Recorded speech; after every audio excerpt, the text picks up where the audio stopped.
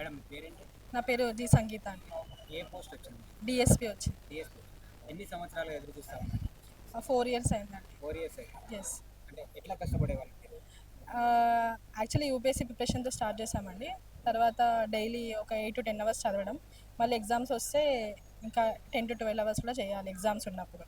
హ్మ్. కంటిన్యూస్గా 7 days exams అవుతాయి కాబట్టి ఫాస్ట్గా మార్నింగ్ మధ్యాహ్నం ఎగ్జామ్ రాసి మళ్ళీ ఇంటికి వచ్చి మళ్ళీ నెక్స్ట్ డే ఎగ్జామ్కి రివిజన్ చేసి మళ్ళీ నెక్స్ట్ డేకి ఇట్లా మనము కంటిన్యూస్గా చేస్తూ ఉండాలి. ఆ 7 days అనేది ఒక మ్యారథాన్ అనమాట. ఆ 7 days మ్యారథాన్కి మనం మెంటల్లీ, ఫిజికల్లీ, ఎమోషనల్ చాలా స్ట్రాంగ్ ఉండాలి. ఎక్కడ తగ్గినా కొంచెం ఇంపాక్ట్ ఉంటుంది. సో ఫస్ట్ ఎగ్జామ్ డే రోజు మనకి చాలా మోటివేషన్గా ఉంటుంది, అందరు చూస్తారు మనం ఏం రాస్తున్నామని. కానీ అదే మోటివేషన్, అదే డిసిప్లిన్, అదే ఎనర్జీ, అదే spirit last 7th day of exam వరకు మెయింటైన్ చేయడం చాలా కష్టం. కానీ that is wear hour perseverance and resilience is tested కాబట్టి వీ హ్యావ్ టు డూ ఇంకా. అయితే ఈ ఏదైతే ఇప్పుడు ఎగ్జామ్స్ చాలా జరిగాయి, ఆపడానికి కూడా చాలా ట్రై చేశారు. ఎట్లా చూస్తారు దాన్ని?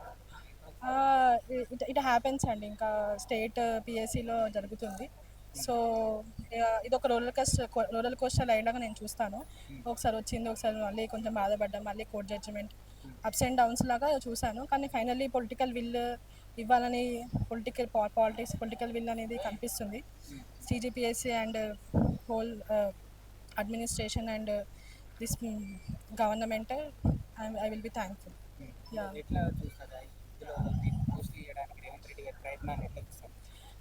రేవంత్ రెడ్డి గారి ప్రయత్నం అంటే it's not like only one man అండి. Like whole administration, whole government, their commitment towards the public duty, public service, public welfare especially, and coordinated with the TGPSC which is also a constitutional body along with the UPSC.